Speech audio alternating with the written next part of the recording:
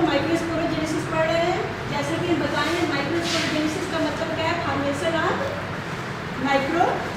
Microspore के निर्माण की प्रक्रिया या परागकण के निर्माण की प्रक्रिया को हम क्या कहते हैं, माइक्रोस्पोरोजेनेसिस कहते हैं। ये कहाँ पे संपन्न होती है, परागकोश में।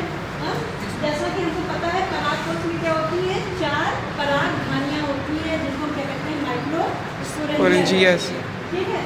अब यदि माइक्रोस्पोरेंजिया में परागकण के निर्माण की प्रक्रिया को हम देखें तो कैसे होती है, इसको ध्यान से समझो। जो परागकोश की शुरुआत में कोशिकाएं होंगी सब क्या होंगी, एक जैसी होती है। ठीक है। और मुख्य रूप से किस चीज़ की बनी होती है, मेरिस्टेमेटिक कोशिकाओं की। किसकी बनी होती है, मेरिस्टेमेटिक कोशिकाओं की। तो जो ये 4 लोब होते हैं धीरे धीरे कह सकते हैं केंद्र के या बीच के मध्य की कोशिकाएं क्या होती है, धीरे धीरे बड़ी होती है। बड़ी मतलब उसमें कोशिका द्रव्य क्या होता है, सघन हो जाता है। और आसपास की कोशिकाओं से क्या हो जाती है, अलग हो जाती है। केंद्र थोड़ा क्या हो जाएगा, बड़ा हो जाएगा। तो उसको हम कहते हैं हाइपोडर्मिस सेल। क्या कहेंगे, हाइपोडर्मिस सेल कहेंगे। इन्हीं कोशिकाओं को बाद अंत में ये क्या बनाएंगे, पॉलन ग्रेन का निर्माण करती हैं। तो इन्हीं कोशिकाओं को हम निश्चित तौर पर क्या कहते हैं, आर्चीस्पोरियल सेल। क्या कहेंगे, आर्चीस्पोरियल सेल। आर्चीस्पोरियल कोशिकाएं कहते हैं। ये इन चारों लोब्स में ये क्या हो गई, थोड़ी सी अलग हो गई।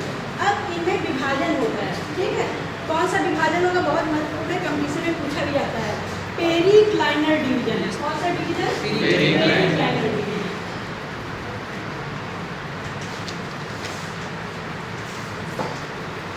दो प्रकार के डिवीजन होते हैं, पेरिक्लाइनर डिवीजन और एंटीक्लाइनर डिवीजन। इसको कैसे समझोगे, इसमें अंतर कैसे करोगे, मतलब ऐसे समझ लो। पेरिक्लाइनर डिवीजन का मतलब होता है, मान लो एक सेल है, ठीक है, ये यहाँ से डिवाइड हो गया, यानी एक के ऊपर है। तो इसको हम क्या कहेंगे, ये पेरिक्लाइनर कहेंगे। और जब ऐसे डिवाइड होंगे तो इसको क्या कहेंगे, एंटीक्लाइनर।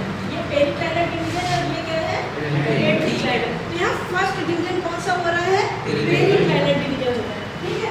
अब जब पेरिक्लाइनर डिवीजन होता है तो हाइपोडर्मल या आर्चीस्पोरियल सेल है, ये 2 सेल्स में डिवाइड हो जाती है, प्राइमरी पेराइटल सेल और प्राइमरी स्पोरोजिनस सेल। यहाँ पे दिखाए भी है। ठीक है। वह हर लोब में, ठीक है, ये लोब में कोशिकाएं विभाजित होंगी।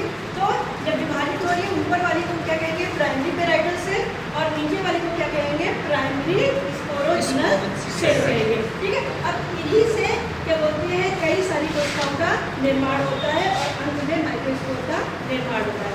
क्या होता है, जो प्राइमरी पेराइटल सेल है, ठीक है, फिर ये 5 से 7 लेयर में डिवाइड होती है। एंटीक्लाइनर भी होगा और पेरिक्लाइनर डिवीजन दोनों होगा। तो 5 से 6 लेयर बनती है।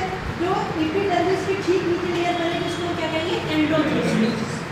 और 3 या 4 की परत होती है, उसको मिडिल लेयर, और लास्ट क्या कहेंगे, टैपेटम कहेंगे। यहाँ देखो, सबसे ऊपरी कोशिका की परत एपिडर्मिस, ठीक है, नीचे कुछ जो बड़ी कोशिकाएं हैं उनको हम क्या कहेंगे, एंडोडर्मिस। बहुत इंपॉर्टेंट है। ठीक है। ये पूछा जाता है कि कितने लेयर में डिवाइड होता है, सबके फंक्शन क्या है, यानी कार्य क्या है। एंडोथीसियम के बाद 3 से ये 4 लेयर जो है वो क्या है, मिडिल लेयर है।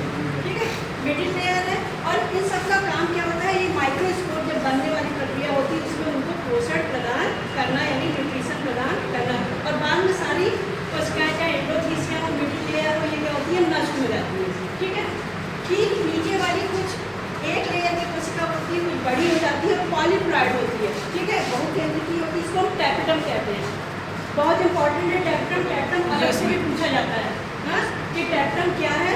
तो टैपेटम माइक्रोस्पोर के निर्माण में होने वाली प्रक्रिया में प्राइमरी पेराइटल सेल की सबसे निचली परत होती है, जिसको हम क्या कहते हैं, टैपेटम कहते हैं।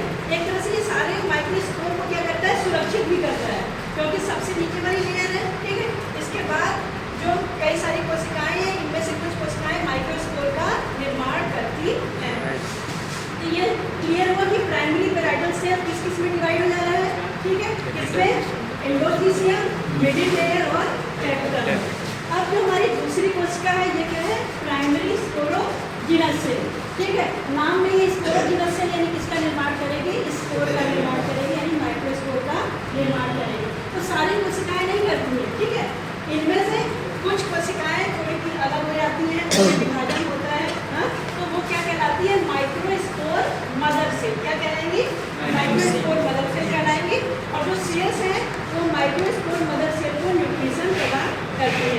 अब ये माइक्रोस्पोर मदर सेल, ठीक है, इनमें से कुछ जो विशिष्ट माइक्रोस्पोर मदर सेल होती है और इनको पीएमसी भी कहते हैं। क्या कहेंगे? पीएमसी, पॉलन मदर सेल भी कहते हैं। तो इनमें कौन सा विभाजन होगा? अर्धसूत्री विभाजन होगा।